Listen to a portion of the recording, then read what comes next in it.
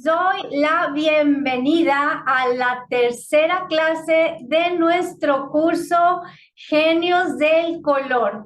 Pero antes de seguir con los demás artistas, les voy a poner una frase que dijo alguno y me encantaría que me dijeran quién la pudo haber dicho. ¿Qué artista pudo haber dicho lo siguiente? ¿A quién nos suena? Yo fui creado por Dios Todopoderoso para llenar el universo con mis obras maestras. ¿A qué artista le suena? ¿Quién habrá sido? Dejen ir sus respuestas. ¿Quién se les viene a la mente cuando escuchan esta frase, la leen? Yo fui creado por Dios Todopoderoso para llenar el universo con mis obras maestras. Miguel Ángel. Miguel Ángel, ¿verdad que suena muchísimo a Miguel Ángel? Pues cuando yo la leí por primera vez, yo aseguraba que había sido él quien la había dicho, pero resulta, oigan, que fue otro, pero fue otro que, pues, vamos a ir viendo si ustedes consideran si se parece o no se parece a Miguel Ángel, tanto en personalidad como en su producción. Y este artista fue el Greco. Muy bien, pues resulta, oigan, que el Greco vivió en una época muy pegadita a la de Miguel Ángel. Miguel Ángel perteneció al Renacimiento y el Greco perteneció al manierismo. Ahorita vamos a ver en qué épocas, a qué época pertenece cada una de ellas y en qué se parecen y en qué difieren. Muy bien, pero antes vamos viendo de qué se trata el Greco. O sea, resulta un dato bien curioso. Ahí les va. Durante su vida, él gozó de muchísima fama, le fue muy bien, igual que a Miguel Ángel. Durante su vida les tocó gozar de éxito.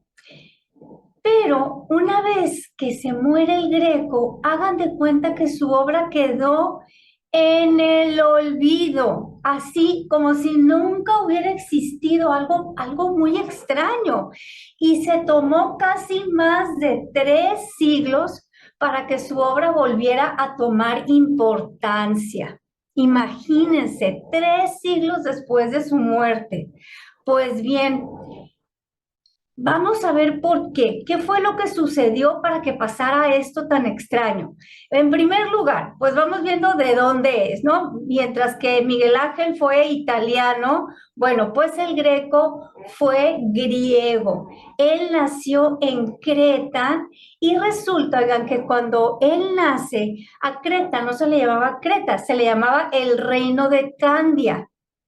Entonces, este reino anteriormente había sido la cuna de Micenas y de la ciudad tan grande que llegó a ser la más grande de la cultura occidental, que fue Knossos.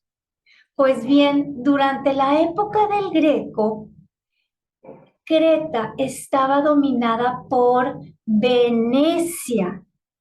Esto es algo muy importante porque le dio a Creta un ambiente multicultural. Eran un puerto, eran donde, o sea, allí se unieron muchas culturas diferentes por el comercio, el intercambio cultural, el intercambio comercial, el intercambio intelectual. Y esto va a influir muchísimo en la formación artística del Greco. Ahora, ¿qué era lo que prevalecía en Creta en ese momento? Era el mundo post-bizantino. Bueno, pues el imperio bizantino ya se había terminado siglos atrás y lo que había sucedido era que la influencia había permanecido, aunque ya se había terminado el imperio bizantino, su influencia continuó y esta influencia post-bizantina va a permear toda la cultura cretense. O sea, estamos hablando desde libros, poesía, literatura, pintura. De hecho, aquí estamos viendo una obra bizantina. Y nada más para que se nos queden grabadas algunas de sus características, pues si nos damos cuenta, las figuras están totalmente frontales, ¿sí? Están estáticas con su posición muy vertical, muy recta. Los rostros casi no tienen expresión, pero oigan, no crean que era porque, ay, estos bizantinos no sabían pintar. No, no, no, no, no, no, para nada. Nada más que ellos querían enfatizar en el aspecto místico, religioso, espiritual de los personajes. Y ellos sabían que si se ponían a hacer las cosas, pues digamos como el David de Miguel Ángel, pues nosotros cuando vemos el David no decimos, ay, aquel pastorcito y que guió a su pueblo a través de Dios. No, no, no, no, decimos, ¡oh, qué escultura tan bella! Nada más le falta hablar, qué bárbaro, esos músculos, ese cuerpo, está casi como si estuviera vivo. Se nos olvida lo espiritual, sí, porque se está haciendo mucho hincapié en lo humano. Bueno, pues durante el Imperio Bizantino eso no se buscaba, no se buscaba hacer hincapié en el aspecto humano, se buscaba hacer hincapié en el aspecto espiritual de los personajes y por eso los representaban de esta manera. Y esto fue lo que permeó toda la cultura cretense, mientras que el Greco creció allí y mientras se formó como artista.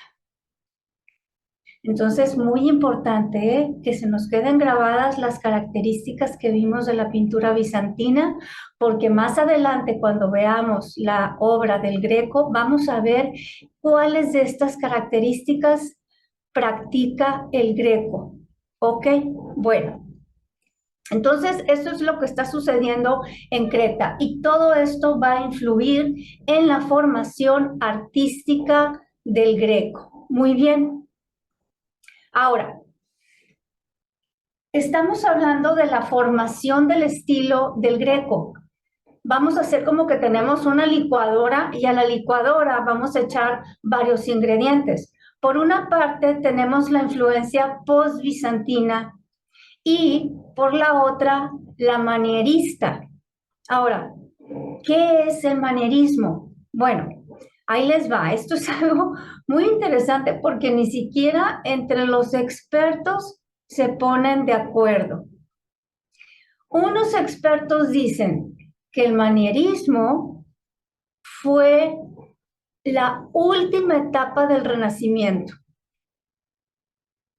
Pero otros expertos opinan que el manierismo fue un estilo en sí mismo.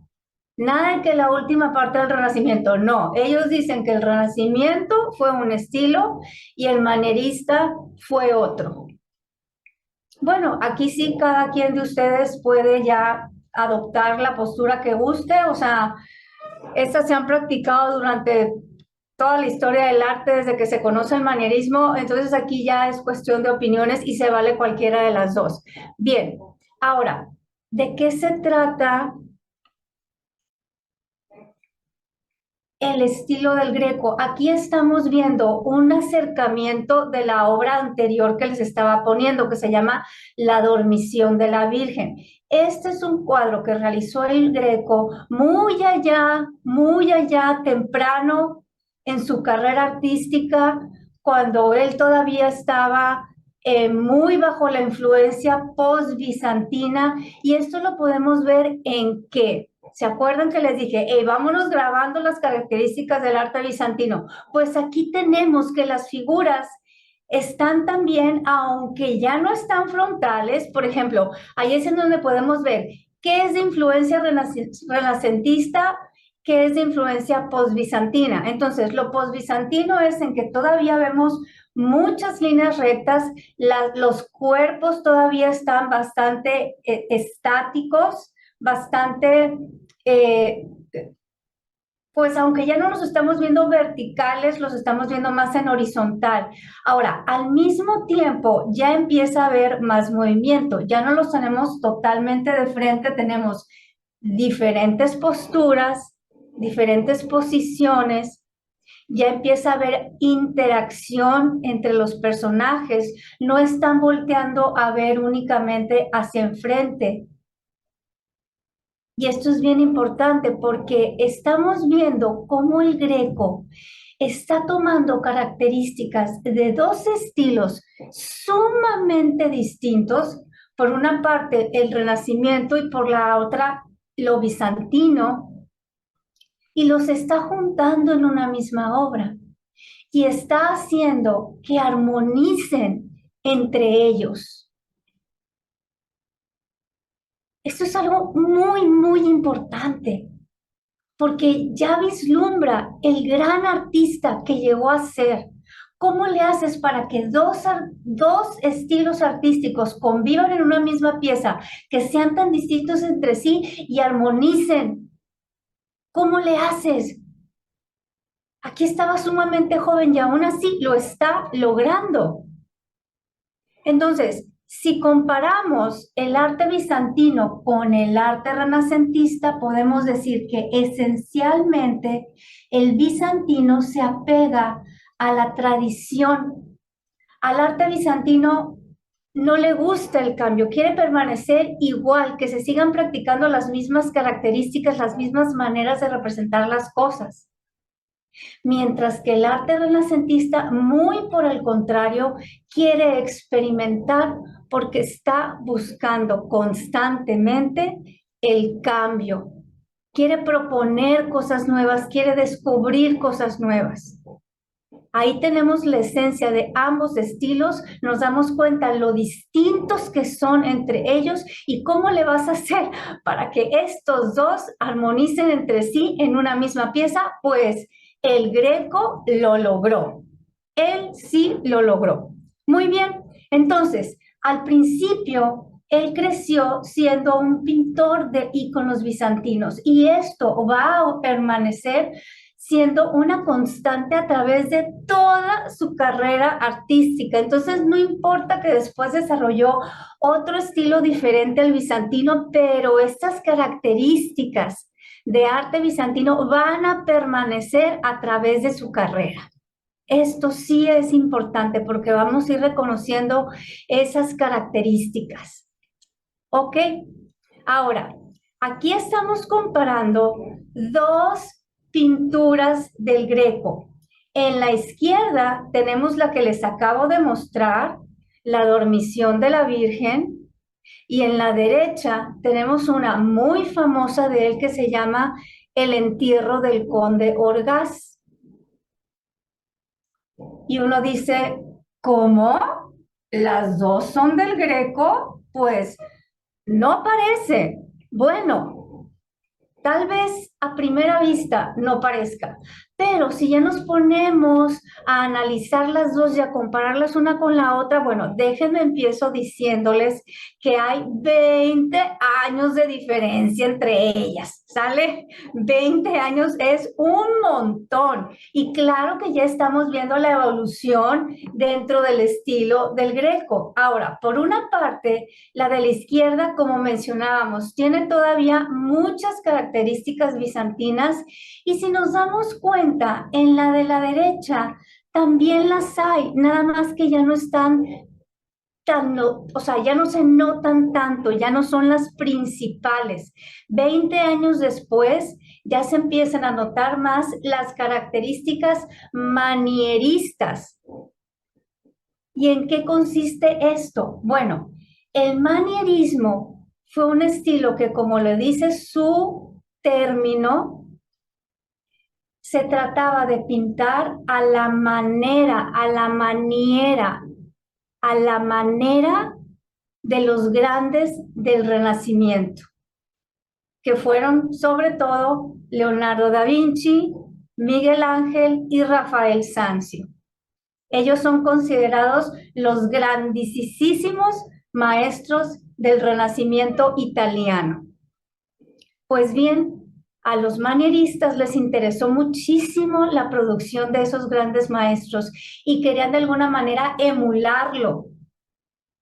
Pero pues ni modo que lo hicieran igual. Entonces, a la solución que llegaron fue a la siguiente: vamos a aplicar aquellas características por las que tan famosos se hicieron ellos, pero las vamos a desarrollar aún más, las vamos a remarcar aún más. Entonces, si en el Renacimiento de los grandes maestros hubo gran colorido, pues nosotros lo vamos a hacer aún más notorio. Si en el Renacimiento de los grandes maestros hubo movimiento, pues nosotros lo vamos a hacer todavía más marcado. Y por eso hay expertos que dicen que el manierismo llegó a caer inclusive en la exageración de esas características. Otra vez les menciono, aquí ya es cuestión de opinión. Ok. Entonces, aquí estamos viendo un detalle, un acercamiento de ambas piezas y nos damos cuenta cómo la estructura es sumamente parecida, ¿sí? Cómo tenemos en la parte de arriba 3 figuras, en la parte de hasta abajo una figura acostada y en la parte del medio del cuadro una multitud de personas. La estructura de la composición es prácticamente la misma. Lo único que hizo el Greco fue remarcar más las líneas curvas y el movimiento en la pieza del entierro del conde Orgaz e invertir la dirección en que están las figuras. Entonces, en la de la dormición de la Virgen, los pies de la Virgen están volteando hacia la derecha, y en la del conde Orgaz, los pies del conde están volteando hacia la izquierda. Estos son trucos, oigan, que van a llevar a cabo muchas veces los artistas cuando reciclan piezas que ya han hecho anteriormente. Es algo maravilloso, oigan, porque esto del reciclaje existe hace muchísimos siglos y muchas veces cuando una fórmula funcionaba y gustaba mucho, ellos decían, oye, pues perfectamente la puedo volver a utilizar, ¿sí? Nada más le hago un cambio por aquí, un cambio por allá, para que la gente no sienta que, ay, que les estoy dando otra vez gato por liebre, de que, ay, pues nada más me repetiste la misma que ya habías hecho, ah, qué flojito tú, o sea, qué agustito. No, no, no, no, no. Cambiaban ciertos aspectos de tal manera que el espectador a veces ni sospechaba que habían reciclado una pieza anterior. ¿Ok? Entonces ya estamos empezando a comparar obras del mismo Greco, en este caso, como les mencionaba, 20 años de diferencia entre ambos cuadros. Bien, ahora, habíamos platicado que Creta estaba bajo el dominio veneciano, ya llevaba más de 3 siglos bajo el dominio veneciano, pero resulta que con todo y eso, fíjense que Creta pues no ofrecía muchas oportunidades. Cuando eras artista y querías llegar a ser muy famoso y aprender lo último que se estaba utilizando en la pintura o en la escultura o en la arquitectura, como que Creta no era el lugar en donde más desarrollado estaba todo eso. Entonces, el Greco dijo, no, ¿sabes qué? Si yo le tiro a hacerme un artista muy famoso y aprender lo más reciente que se está aplicando, yo necesito irme de Creta. Entonces se fue a Venecia. Resulta que en aquella época Venecia era la capital del mundo occidental. Había mucho comercio, mucho movimiento, mucha cultura, mucha música, muchas letras. Entonces decide irse para allá el Greco. ¿Ok? Se está allí un tiempo y resulta que en Venecia los artistas más famosos eran 2. El veneciano llamado Tintoretto y también Tiziano. Sobre todo, oigan, el Greco tomó influencia de Tintoretto cuando se trataba de sus contrastes entre luces y sombras y colores muy diferentes entre ellos.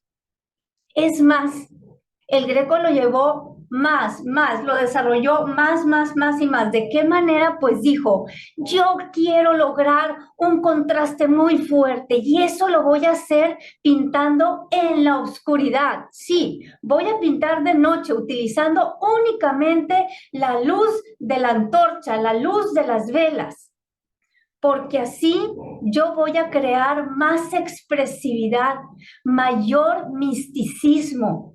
Eso era lo que el Greco buscaba. Desde ese momento, él ya está inventando, por decirlo de alguna manera, inventando sus propias técnicas de trabajo para lograr esos efectos que él buscaba despertar en nosotros.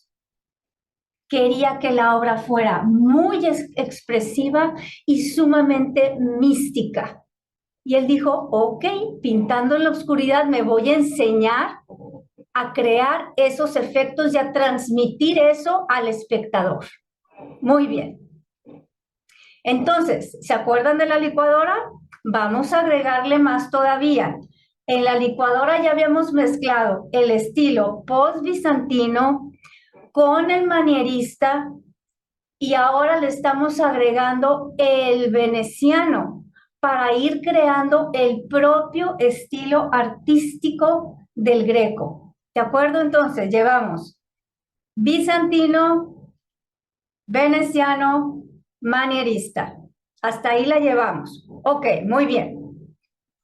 Ahora, estando en Venecia, conoce a otro artista. Él era de Croacia y se dedicaba a la pintura miniaturista, a la pintura en miniatura. De hecho, a este señor Julio Clovio se le llegó a llamar el Miguel Ángel de la miniatura. Así de bueno era, así de admirado era. En la parte de abajo estamos viendo un grabado que él realizó y podemos observar, oigan, todos los detalles, o sea, las personas que están en las barquitas, el brillo en sus pantalones, sus gorritos, las posturas en que están, el reflejo en el agua, o sea, todo está hasta el más mínimo detalle representado en esa obra. Mientras que el retrato, oigan, el retrato de Julio Clovio lo llevó a cabo el Greco. De hecho, es el primer retrato que se le conoce al Greco, el de Julio Clovio. Pero ya nos podemos dar cuenta, o sea, estábamos hablando de contraste, estábamos hablando de expresividad, aquí lo podemos ver perfectamente bien. En el rostro de Clovio. No está así, en grandes movimientos, no está haciendo gran cosa, únicamente nos está volteando a ver sereno, pero en esos ojos hay mucha expresividad. Pues bueno, ahora, ¿por qué estamos mencionando a Julio Clovio?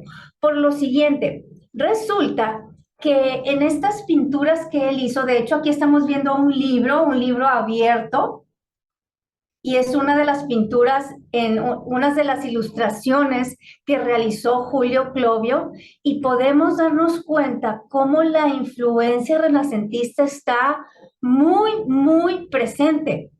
Estamos viendo inclusive elementos arquitectónicos y escultóricos clásicos. ¿Se acuerdan de la cultura clásica? La cultura clásica es aquella de Grecia y de Roma de la antigüedad. Y fue lo principal que volvió a traerse durante el Renacimiento. Eso era lo más importante para los renacentistas, volver a traer de moda la cultura clásica. Y aquí lo podemos ver perfectamente en la pintura de Julio Clovio. En estas miniaturas, les voy a enseñar un detalle de la misma. Aquí ya se está haciendo énfasis en los aspectos humanos, en las posturas para que sean más naturales, con más movimiento, más realistas, las ropas, los pliegues. Si comparamos esta pieza con la de la Virgen bizantina, pues claro que hay muchísimas diferencias. Como decíamos, arte bizantino y arte renacentista son completamente diferentes. Aquí los colores, también hay contraste entre ellos, aunque no hay tanto contraste de luces y sombras. Aquí la luz está repartida de una manera bastante uniforme. Esa es una característica también del Renacimiento. Oigan, volteen a ver el caballo. El caballo parece más una cara de un humano que la cara de un caballo, ¿no? Está bien curiosa esa expresión. Yo dije, ay, no, está, no sé, se me hizo inclusive como que muy diferente, muy extraña, porque les digo, siento que estoy viendo más a una persona que a un caballo.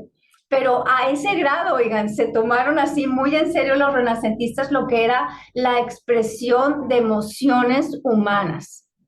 El humanismo, recordemos que fue lo más importante durante el Renacimiento. Pero bueno, el caso es que Julio Clovio tenía muchas amistades en Roma. Oh, ok, en Roma. ¿Se acuerdan que es donde pasó la mayor parte de su vida Miguel Ángel? Bueno, pues quiere decir que en Roma había muchísimas oportunidades de trabajo para los artistas, en un ambiente muy importante, artístico, un centro cultural también con mucha notoriedad, más aún todavía que Venecia.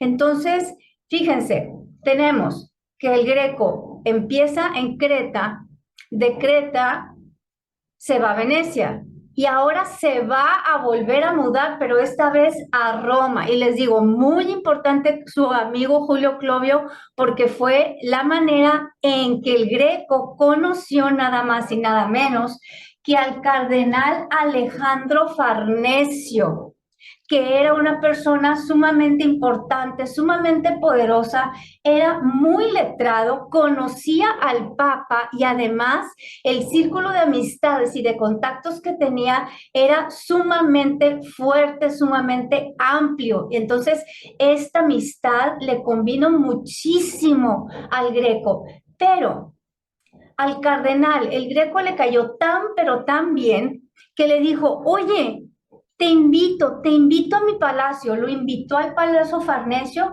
a que se quedara ahí una temporada con él, varios meses, a que convivieran, a que se desarrollara, a que conociera a otros artistas, a otros intelectuales, a que aprendiera, digamos, otras técnicas, otros métodos para pintar, para crear arte.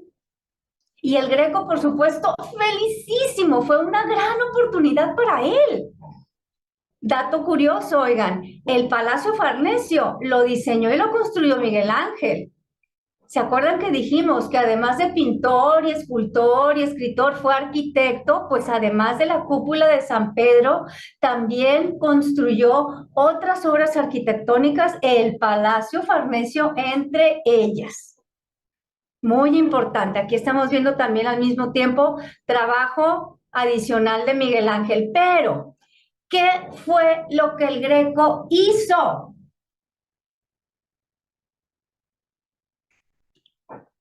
Metió la pata. Ay, este Greco, metió la pata. De plano, no hay cómo ponerla de otra manera. ¿Qué se le ocurrió hacer?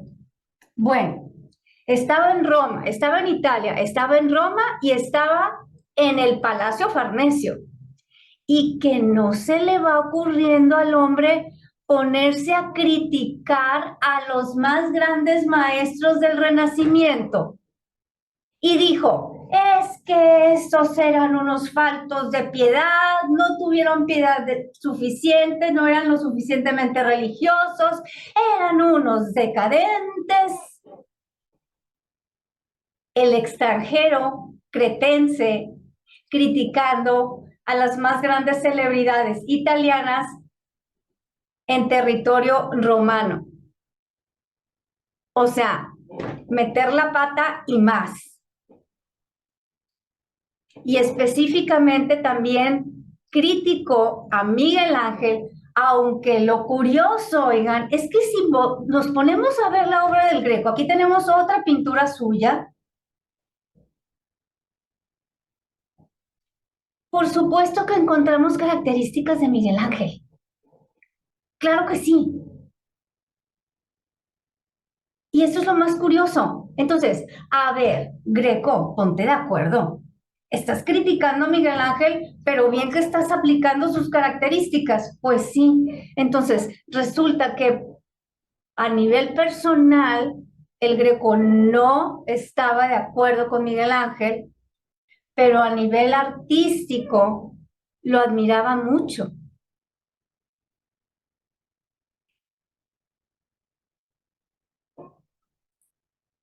Y aquí podemos ver la influencia de Miguel Ángel, la podemos ver. Si nos ponemos a ver los colores, las posiciones, cómo están ellos, las, las piernas, las tienen en movimiento, las tienen las piernas hacia nosotros, en escorzo, o sea, el pie parece estar más cerca de nosotros que la rodilla. El contraste entre luces y sombras, pero esto ya es un poco más manierista. Los contrastes fuertes, fuertes, fuertes son más del manierismo que del Renacimiento. Pero Miguel Ángel ya había empezado a aplicar ciertos contrastes de rectas y curvas, de colores complementarios que utilizaba, de posiciones verticales con horizontales, fríos con cálidos, los espacios negativos y positivos, el uso de los mismos. Todo esto es influencia de Miguel Ángel. Entonces, fíjense qué importante, ya llevamos más elementos en esa licuadora. Tenemos lo bizantino, lo veneciano con Tintoretto y Tiziano, tenemos lo romano, lo renacentista y muy en específico Miguel Ángel. Lo manierista haciendo también su propio estilo. Eso es, o sea, ¿se dan cuenta de la riqueza estilística que estamos experimentando con el Greco? O sea, no nos alcanzan los dedos de una mano para mencionar todos los estilos que forman parte del suyo. Y no hemos terminado. Vamos empezando nada más. Si ya había metido la pata. No, espérense.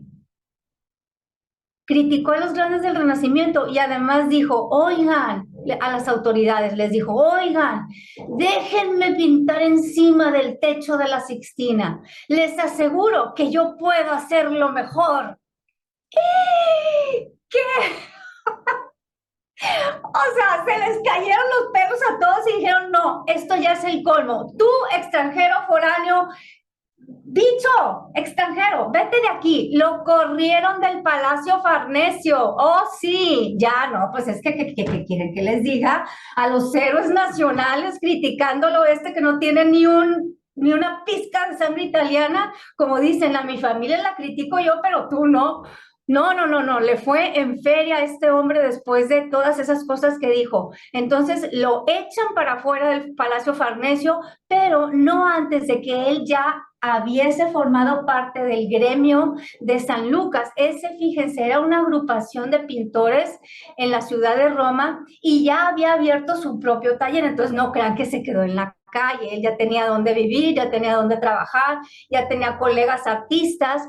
Pero ¿qué sucedió? Pues con todo eso que dice el Greco, pues imagínense si a la gente, si a los romanos, a los italianos se les iba a antojar mucho hacerle encargos al que criticó a nuestros héroes nacionales. Imagínense, pues no, la verdad es que casi no le caían encargos y es cuando su carrera de plano llegó a un alto, a un congele total, a un congelamiento.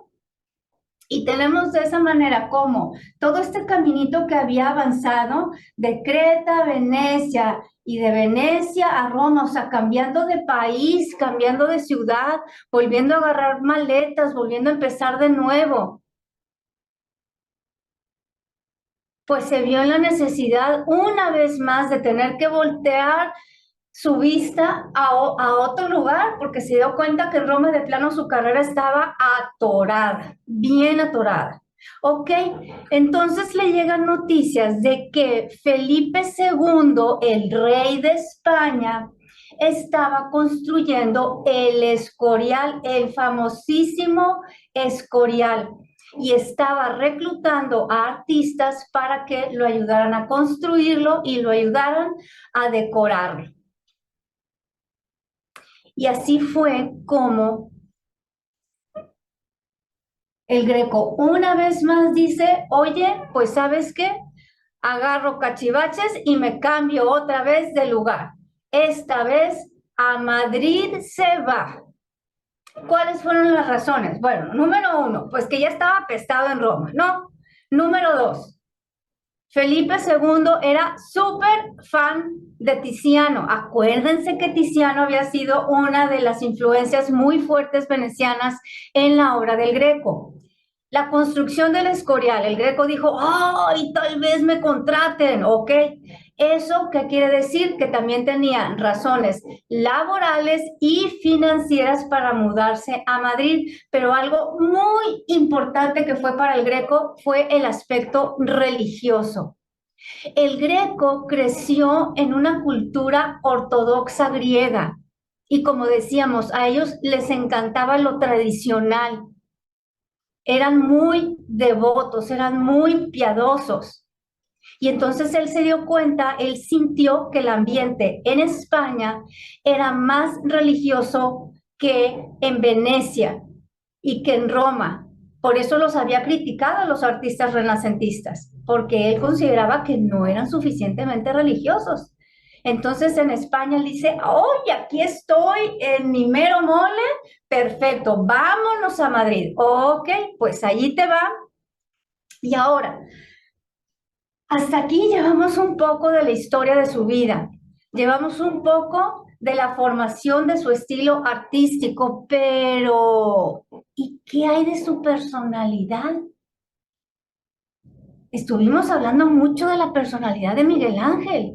Bueno, ¿y qué hay de la personalidad del Greco? Les quiero preguntar a ustedes, ¿qué opinan? Con lo que llevamos visto hasta ahorita del Greco, ¿qué rasgos de personalidad piensan que él tenía? Digan lo que quieran, lo que se les venga a mente. Pues no era nada humilde para mi impresión. Que Tenía el ego muy alto para criticar a sus, bueno, pues a otros artistas, ¿no? Grandes artistas. Ok, entonces tú consideras que tenía un ego muy grande. Ok, ahí llevamos una característica. ¿Qué más? Pueden decir todas las que quieran. Era muy extravagante. Muy extravagante. Ok, ¿a qué te refieres con eso? En la forma de vestir y también que quería sobresalir Sí, y, cómo no. y crear su estilo copiando de otros maestros. Ay, eso es bien importante porque también ya estás mencionando un rasgo artístico, exacto, que forma parte de su personalidad, por supuesto. Entonces, ya dijeron, ego grande, extravagante, que imitaba, que aunque criticaba a los grandes maestros del Renacimiento, al mismo tiempo también imitaba ciertas características suyas de, de arte, o sea, artísticas. ¿Qué más? ¿Qué otros rasgos de personalidad piensan que tenía el Greco? ¿Cómo era? Como medio, un poco arrogante, ¿no? También. También, Pris, ok, entonces arrogante. Entonces ya dijeron, ego grande, extravagante, criticaba, pero al mismo tiempo imitaba y también arrogante.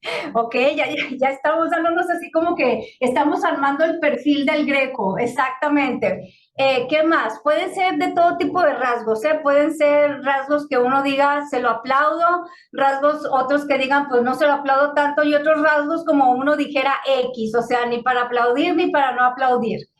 Y en distintos aspectos, o sea, cómo era en lo laboral, cómo era en lo artístico, cómo era en lo personal.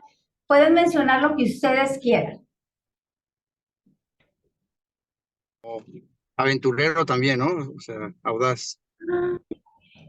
Sí, aventurero, ¿cómo no? Exactamente, él estaba dispuesto a descubrir, a explorar, a experimentar, ¿cómo no? También era aventurero, eso es bien importante, muy, muy importante, porque no cualquier persona va a estar dispuesto a estarse también mudando de ciudad y de país como lo hizo él. Maravillosa característica también. Ok, entonces llevamos ego grande, arrogante, extravagante, criticaba e imitaba a los maestros del Renacimiento y aventurero.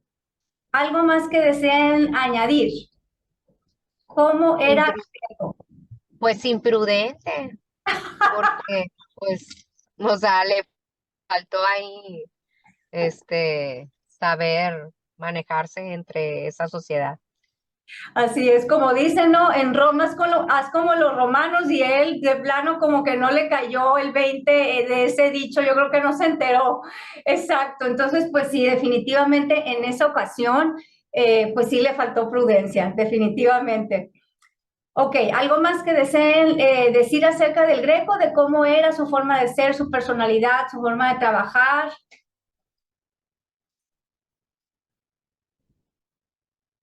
Allí nos quedamos entonces, no, se agregaron bastante, la verdad, ya más o menos nos vamos dando idea de cómo era. Entonces yo creo que podría... Innovador también. Innovador, eso es bien importante.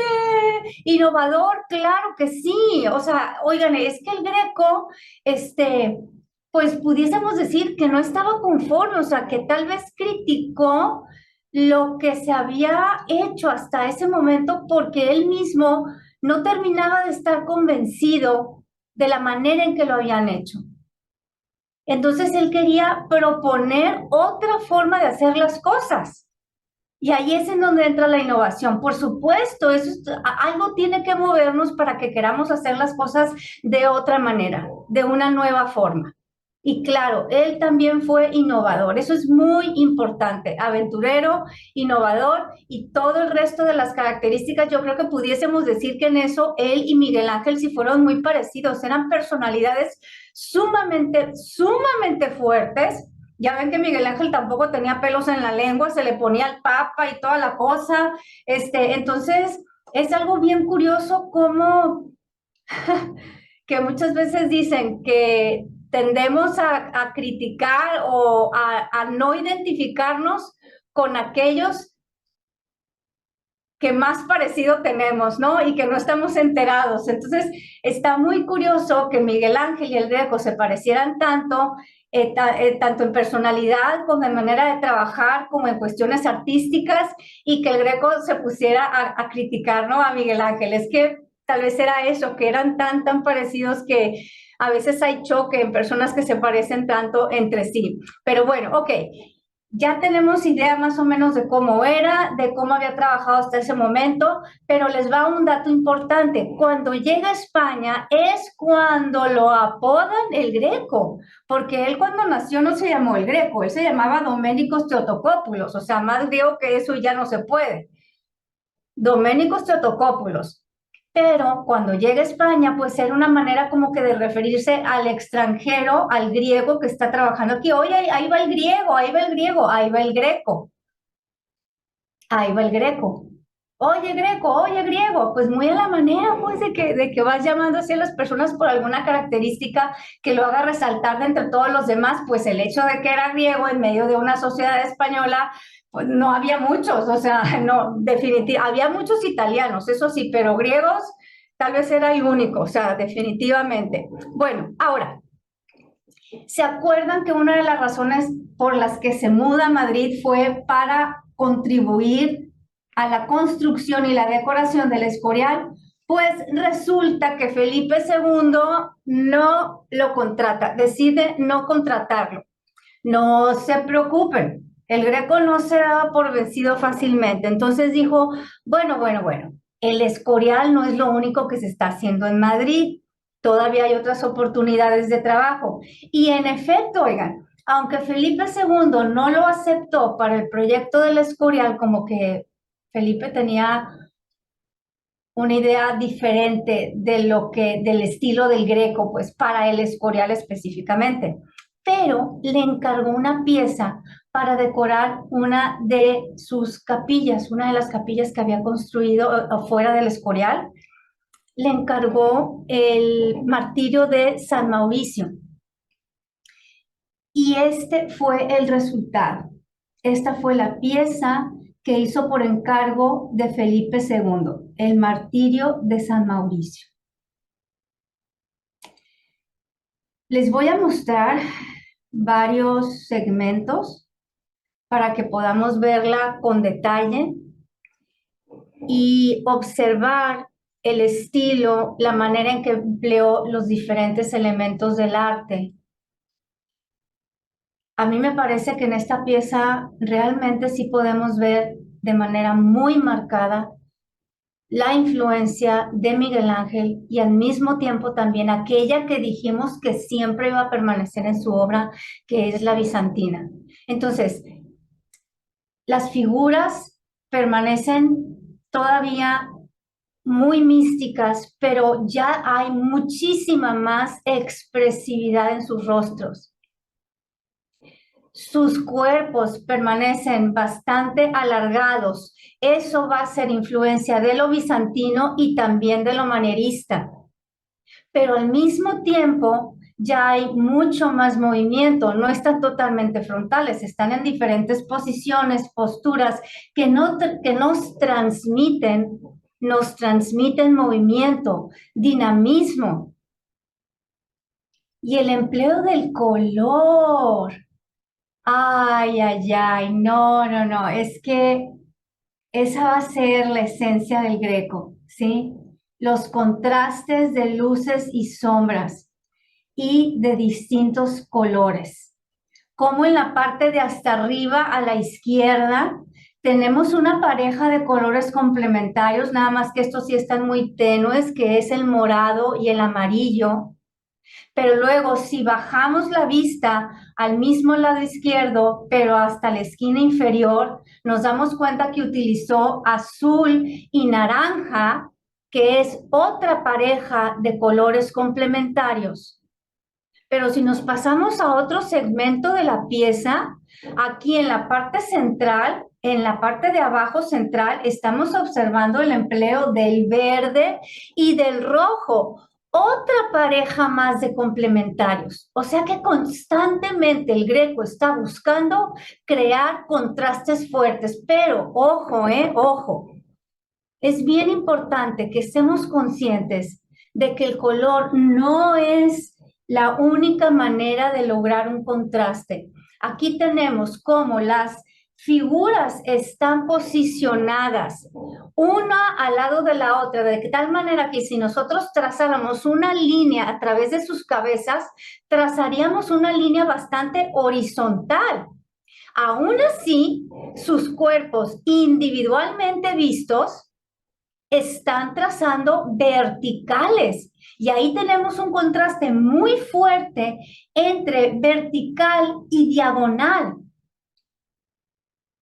Entonces nosotros podemos crear contrastes con las líneas, con los colores, luces y sombras, con los espacios positivos y negativos, con las texturas, y todo eso lo está empleando el Greco al mismo tiempo. Y además, oigan, hablando de los espacios negativos y positivos, del efecto de profundidad, pues aquí tenemos este codo que casi le decimos: ¡ay, quítate! ¡Ay, me estás estorbando! ¿No me dejas ver qué está pasando allá atrás?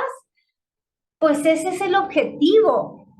El Greco lo está colocando allí precisamente para que, entre comillas, nos moleste y lo volteemos a ver, y al voltear a ver ese codo nos está llevando a voltear a ver lo que está al lado del codo, lo que está más allá del codo. ¿Por qué? Porque el codo está sobrepuesto. Este es otro método para crear efecto de profundidad, la sobreposición. Poner una figura encima de la otra para que parezca que una está más cerca y otra más lejos de nosotros. Todos los métodos, todas las técnicas que está empleando el Greco para llevar a cabo una composición exitosa. ¿Pero qué sucedió? Pues que Felipe también le rechaza esta. Felipe II no quiso la pieza, no le gustó, entonces no lo contrata para el Escorial y el encargo que le hizo se lo rechazó. Imagínense. Y entonces el Greco se queda, ay, ay, ay, ahora sí que pues estamos hablando del rey mismo, él es el que influye en los gustos, en lo que está de moda, y ya me rechazó de varias maneras. Ahora sí, ¿qué voy a hacer?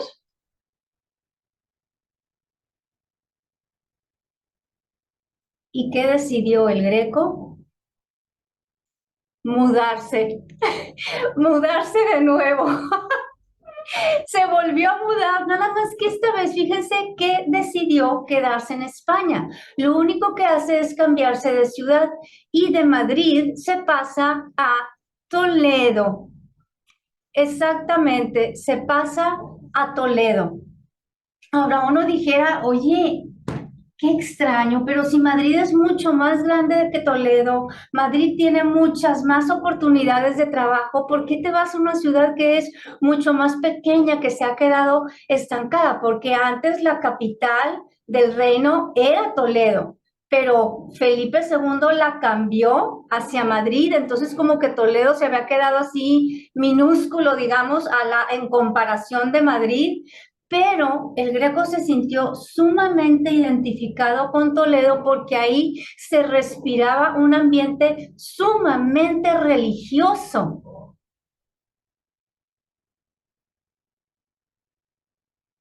Y fue en esta ciudad donde realizará tal vez lo que es el cuadro más famoso de él, al que tituló simple y sencillamente Vista de Toledo. ¿Por qué? ¿Por qué será tan famoso? Les voy a mostrar segmentos también de esta y la vamos a ir observando parte por parte y descubriendo por qué ha llegado a ser tan famosa. Empezamos, oigan, por arriba, por ese cielo y la manera en que representó la luz a través de las nubes, cómo hay filitos de luz que alcanzan a salir, como si el sol estuviera luchando, haciendo todo su esfuerzo para salir a través de las más mínimas aberturas, de los más pequeños huecos que hay entre una nube y otra. Y está creando esos choques fuertísimos entre luces y sombras. Y esto es en el puro cielo. O sea, no llevamos ni la mitad del cuadro vista. En el puro cielo, con este efecto de las nubes, con este efecto de luces y sombras, con la luz solar en contra de las sombras de las nubes. Pero luego bajamos la vista más hacia la parte central y nos encontramos con esta obra arquitectónica, con su torre en forma de aguja, con su influencia medieval, gótica. Y entonces, ¿cómo en este cuadro el Greco está resumiendo la esencia de Toledo? Está representando el cielo de Toledo, el clima de Toledo, el ambiente de Toledo, la arquitectura de Toledo. Y luego si nos acercamos un poquito más también, empezamos a ver esos contrastes que decíamos, porque no nada más lo hace a través de las líneas verticales y horizontales, y no nada más a través de los colores y las luces y las sombras, sino que aquí tenemos un contraste de textura, como la textura del cielo se ve bastante lisa y la textura de la arquitectura se ve así como rasposita, o sea, la textura propia de la piedra con la que fue construida. Y luego también representando a Toledo en su naturaleza. Este verde, oigan, este verde tan característico del Greco es un verde como eléctrico, como si el hombre hubiese inventado los colores fosforescentes. Y tú dices, ¿cómo? ¿Cómo es que logro ese verde?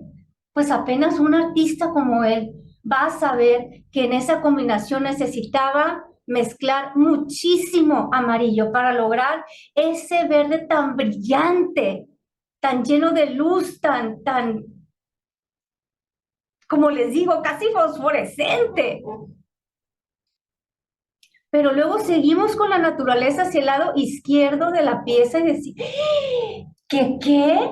A ver, esto me recuerda a un cuadro, me recuerda a ese cuadro que hizo Miguel Ángel cuando era un niño y que había hecho lo mismo, había hecho manchas verdes y con unos simples puntitos convirtió esas manchas verdes en árboles, con unos puntitos. Una plasta verde se transforma en naturaleza y en naturaleza que parece viva, con sus colores y sus texturas muy particulares. Y si queremos ver, oigan, ya vimos todas las influencias que recibió el Greco. Oye, ¿y qué tal al revés? ¿El Greco llegó a influenciar a alguien? Pues vean esto nada más. Abajo a la derecha tenemos la vista de Toledo. En el centro tenemos una pieza realizada por Turner. Turner es el artista inglés más famoso que existe. Y en la parte hasta arriba a la izquierda tenemos una pintura de Monet, quien llegó a ser el impresionista más puro de todos. Fue el único que permaneció 100% impresionista hasta el último día de su vida. Y nos damos cuenta que tanto Turner como Monet están fuertemente influenciados por el estilo del Greco. Con Turner estamos hablando finales del siglo XVIII, principios del siglo XIX, y con Monet estamos hablando de la segunda mitad del siglo XIX, siglos después de que el Greco muriera. Y aún así lo estamos observando más allá de su propia obra, más allá de su propia obra. Trascendió, sí trascendió, pero vamos a ir viendo más adelante cómo fue que sucedió esto. Mientras tanto, nos vamos a plantear la siguiente pregunta. Se va a vivir a Toledo, pero a diferencia de todos los demás lugares en los que había vivido, en Toledo se queda para siempre. El resto de su vida lo pasa en Toledo. Y uno se queda, ¿por qué? ¿Por qué no en Creta? ¿Por qué no en Venecia, en Roma o en Madrid, que ofrecían muchísimo más oportunidades de aprender, de desarrollo artístico, de ambientes culturales? ¿Por qué decidió quedarse el resto de su vida en Toledo, el lugar en donde va a llevar a cabo la mayor parte de su obra y va a terminar de desarrollar ese estilo que tanto lo caracterizó y que hace que nosotros cuando volteamos a ver un cuadro de él decimos, oigan, este es el Greco, no cabe la menor duda? Y para averiguar eso, nos vamos a ir a la siguiente clase con el favor de Dios en nuestro curso Genios del Color. Y así nos vamos a enterar por qué el Greco permaneció el resto de su vida. O sea, qué fue lo que lo hizo decidirse quedar en Toledo para siempre. Yo les agradezco muchísimo haber estado en nuestra clase.